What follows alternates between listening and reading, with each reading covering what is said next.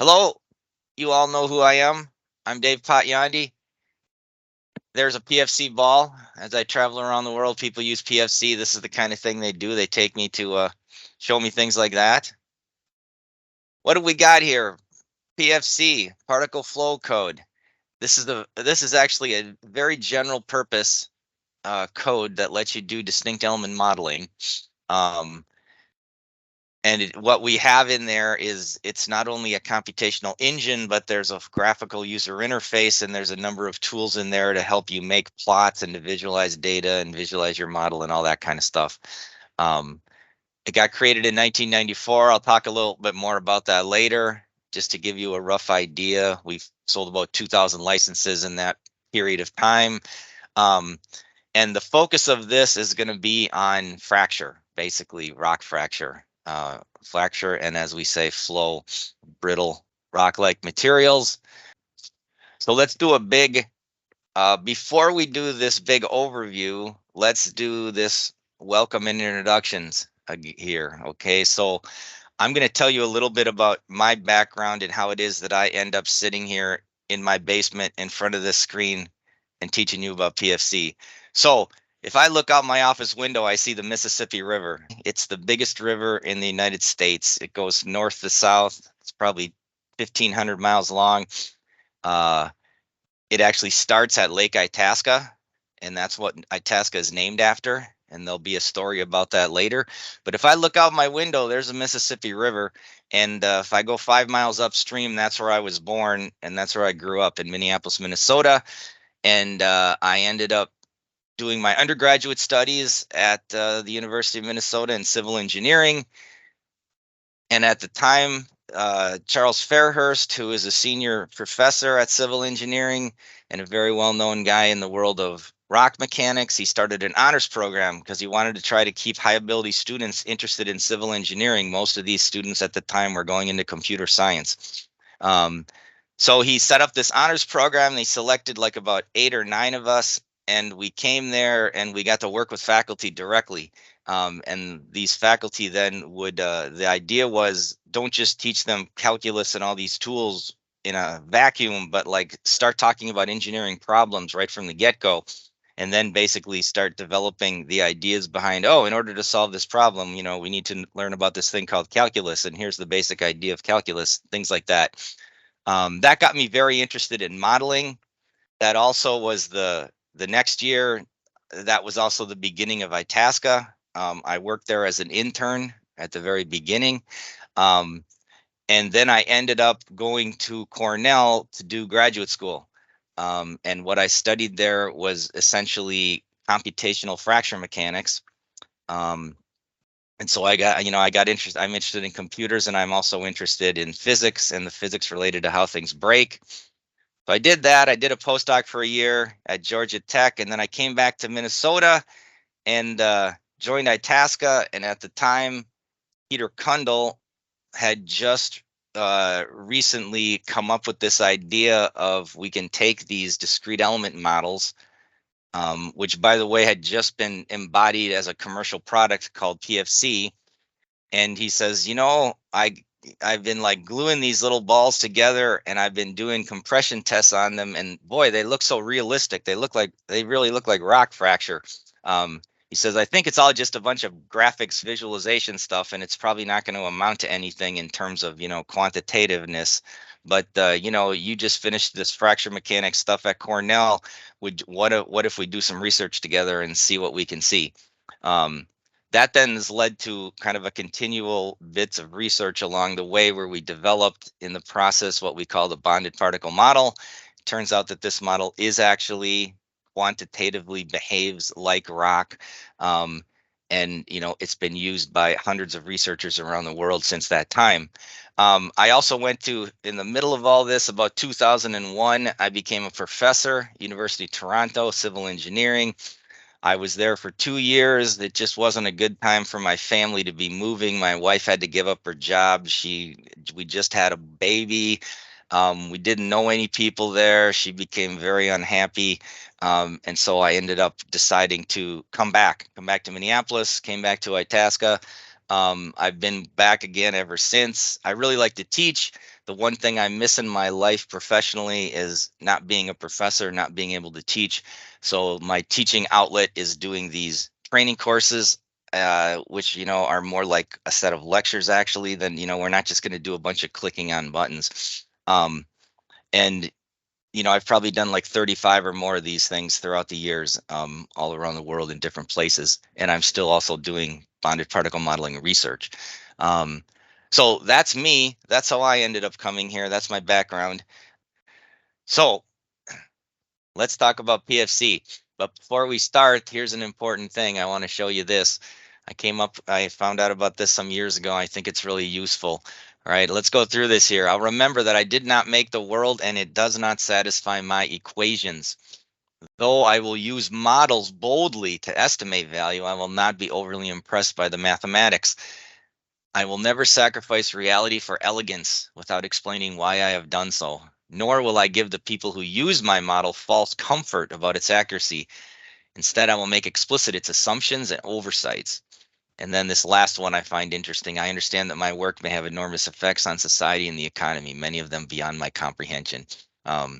So I think that's all good stuff to remember, right? To remember here that we're building a model, and a model is a simplification of the true system, but there's all kinds of useful stuff we can still get out of these models. In particular, these models will help reveal different mechanisms in the system, which are often difficult to see in like actual laboratory experiments, for example. So with that all being said, I set the table now. Let's jump into this here. I'm going to give you a brief description of the history of Itasca and how it is that PFC ended up coming into existence. All right.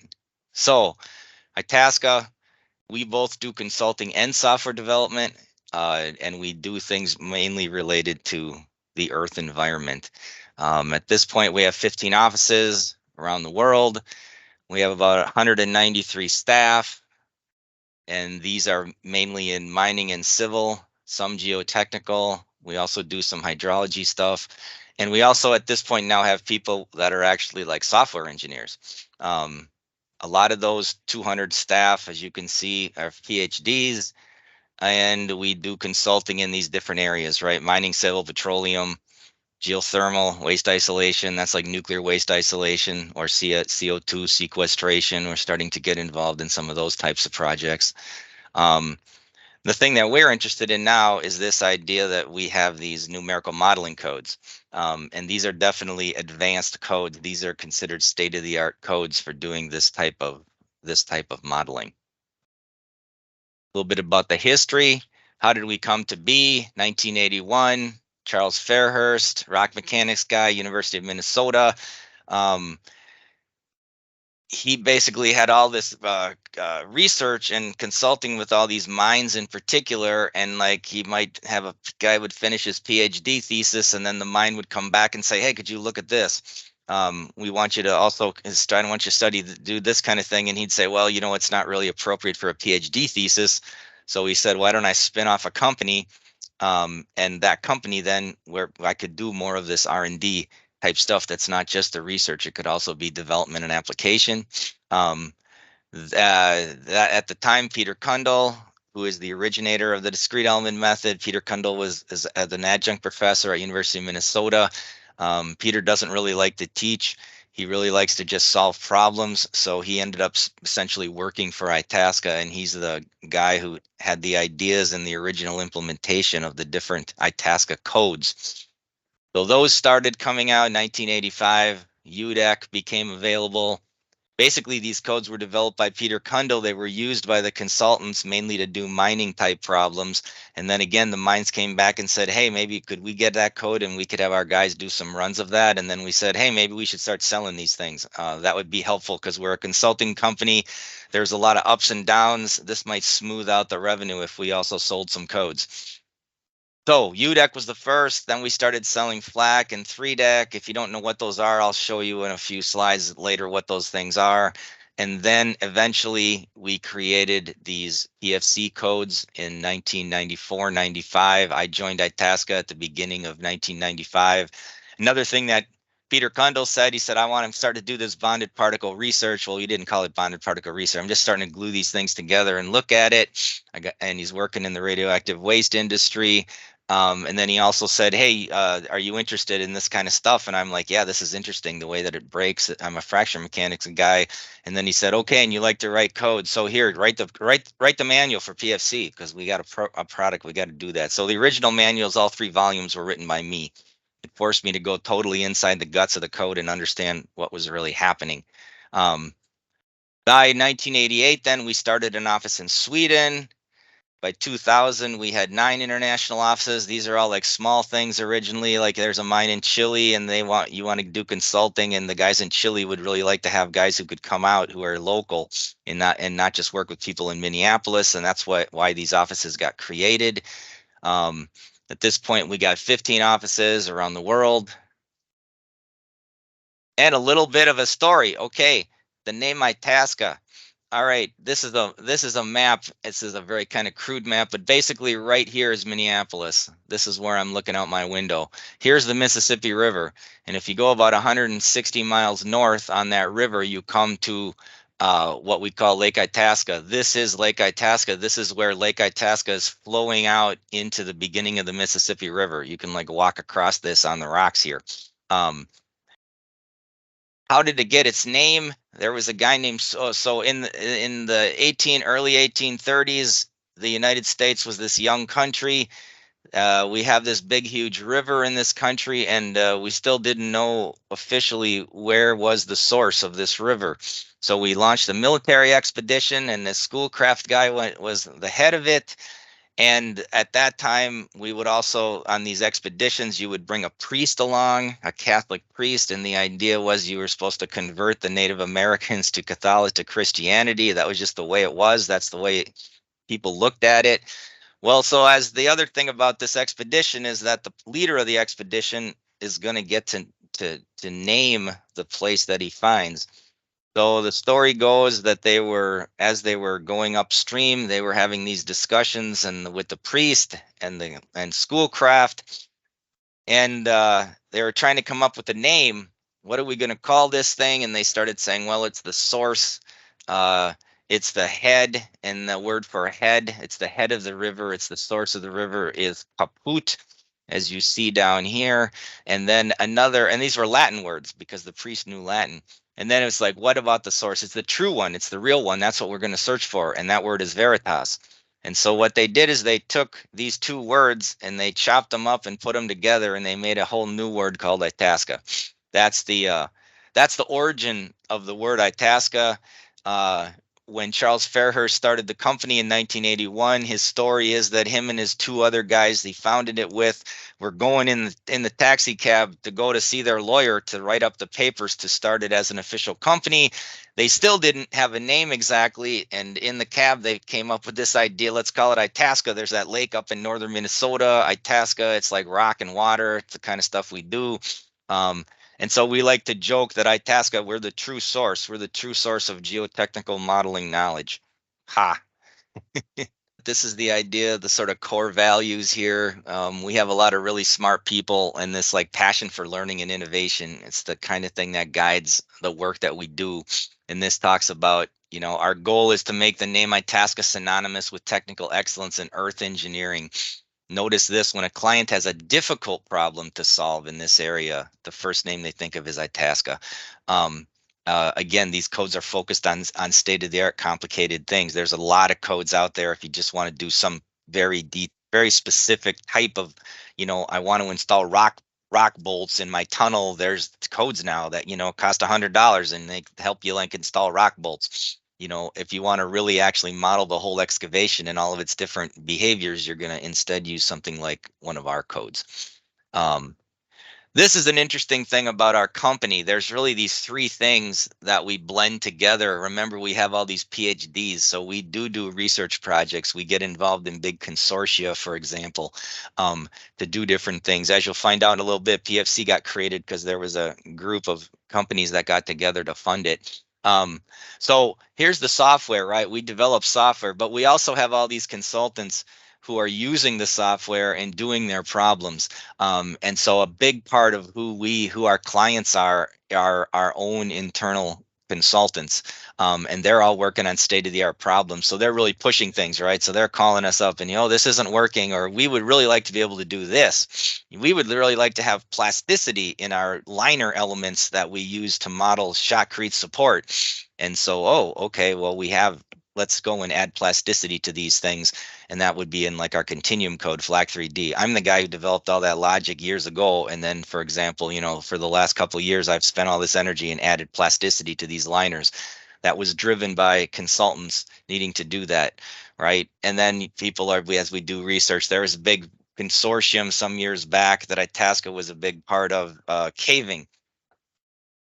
Right. And so that was driving a lot of some of the work. So I think this is interesting. We're not just a software company. In fact, we're predominantly consultants.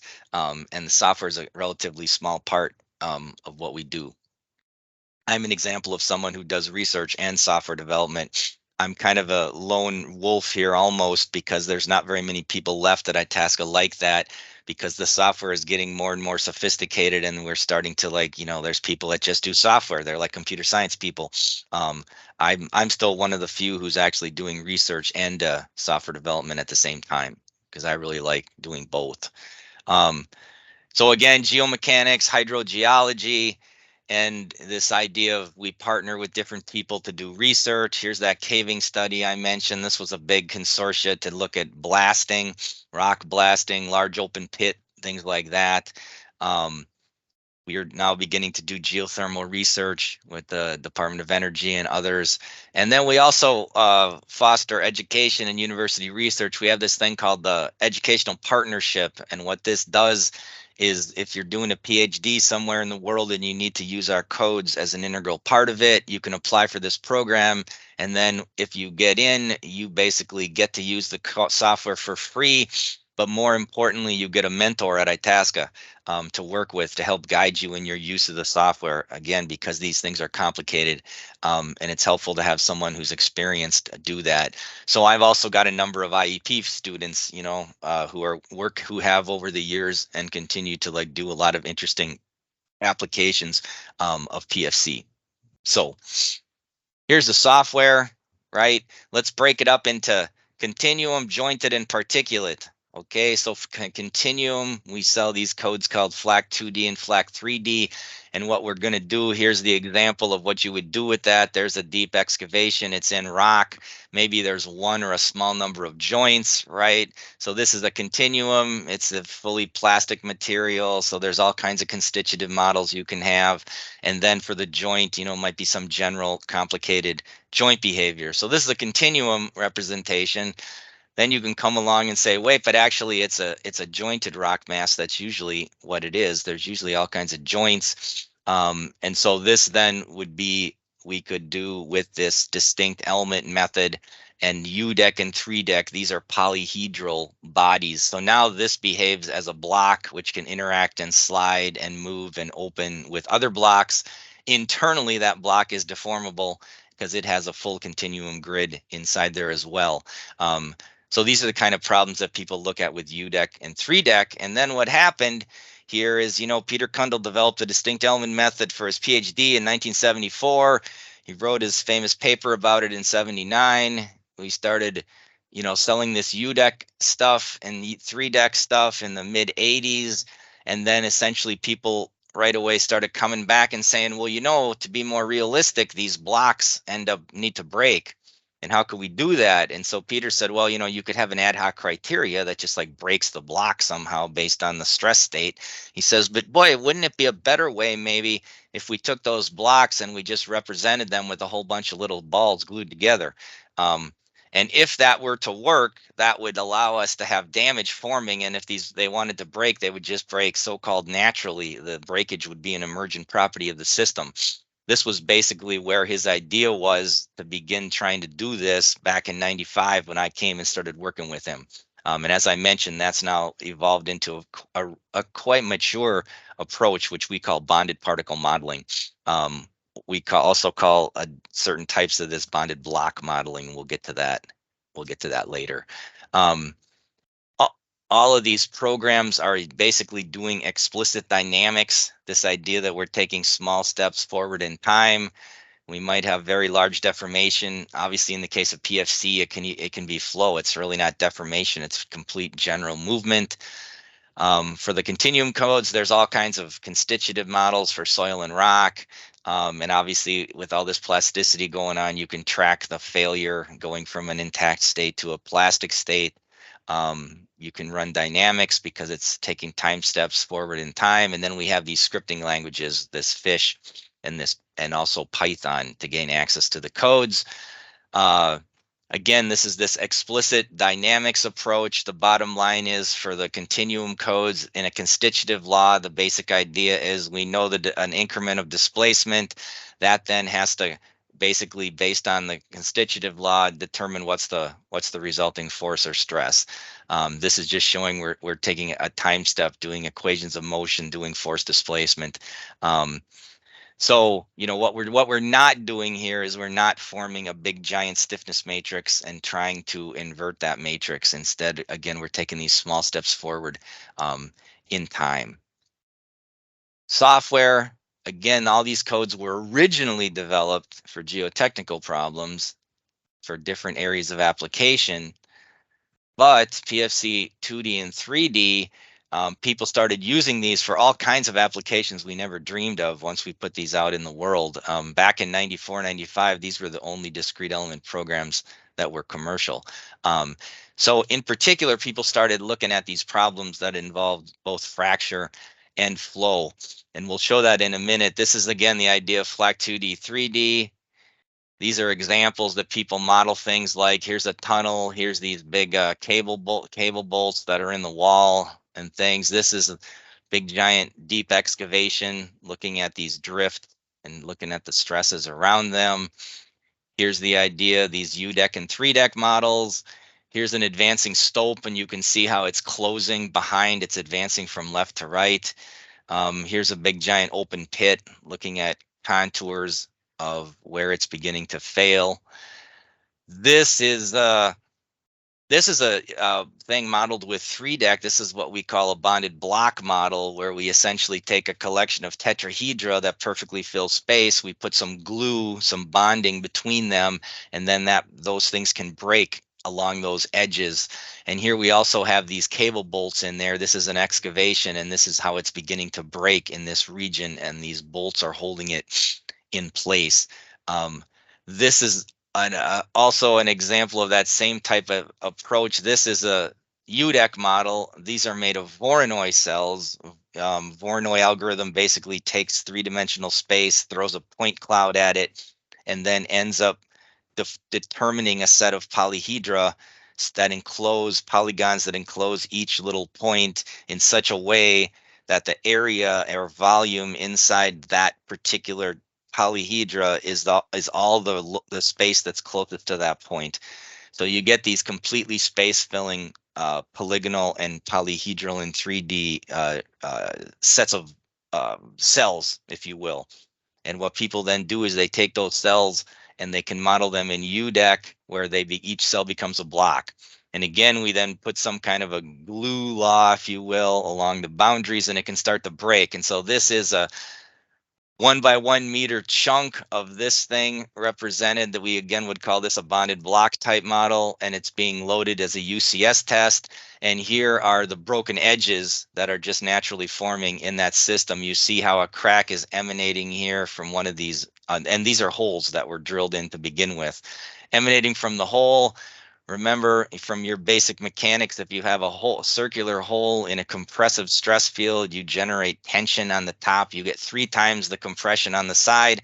You get a tension on the top, and that's what's causing this fracture to begin to form. It's naturally, the bonds are breaking. They're naturally forming up into what people would refer to as fractures.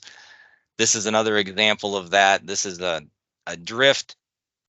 Deep underground. This was some work that was done for Yucca Mountain, which is where the United States had originally planned to put all of its commercial nuclear waste. Itasca was massively involved. We had millions of dollars of funding over about an 8-year period to develop the modeling support for the license application for Yucca Mountain.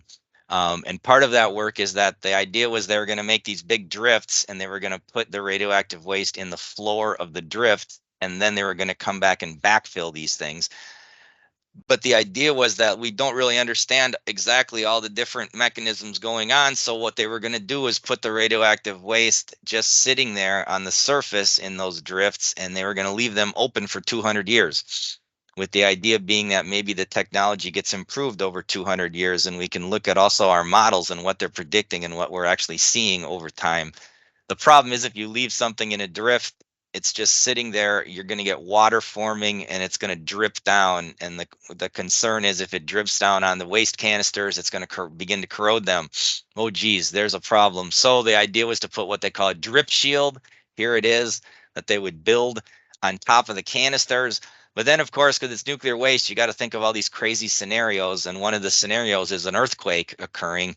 And so this is a UDEC model. It's one of these bonded block UDEC models, and there's an earthquake loading to this, and you can see how it's beginning to fail. And then, of course, it's producing load on this drip shield.